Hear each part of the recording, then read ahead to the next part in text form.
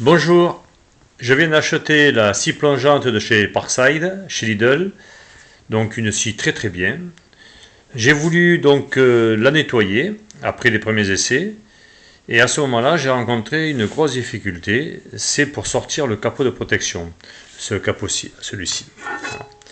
Donc j'ai eu un gros souci, parce que les vis sont certainement mis avec une colle de fixation, pour pas qu'elle puisse se desserrer, par mesure de sécurité je suppose.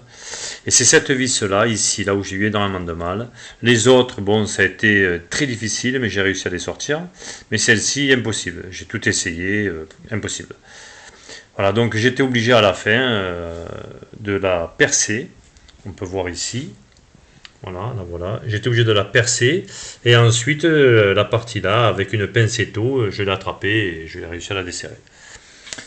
Voilà, donc, et puis en même temps, je me suis rendu compte que non seulement pour le nettoyage, mais pour changer la lame, c'est quand même beaucoup plus pratique de passer par là que le système qui est préconisé par Parkside.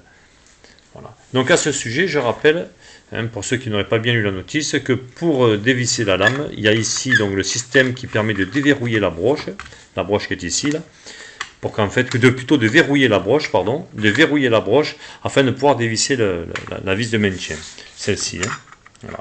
Alors à ce moment-là, la broche ne tournant plus, avec la clé Allen, on dévisse sans aucun souci. Et bien entendu, ça se dévisse dans le sens anti-horaire classique, hein, et le serrage, bien sûr, dans le sens horaire. Je dis ça parce que bien souvent, sur certaines machines, c'est le contraire. C'est-à-dire que c'est des pas à gauche, c'est-à-dire qu'on dévisse dans le sens horaire. Là, c'est classique, donc il n'y a pas de souci. C'est bien dans le sens anti-horaire, on dévisse dans le sens anti-horaire. Voilà. Je vous souhaite une bonne journée. Au revoir.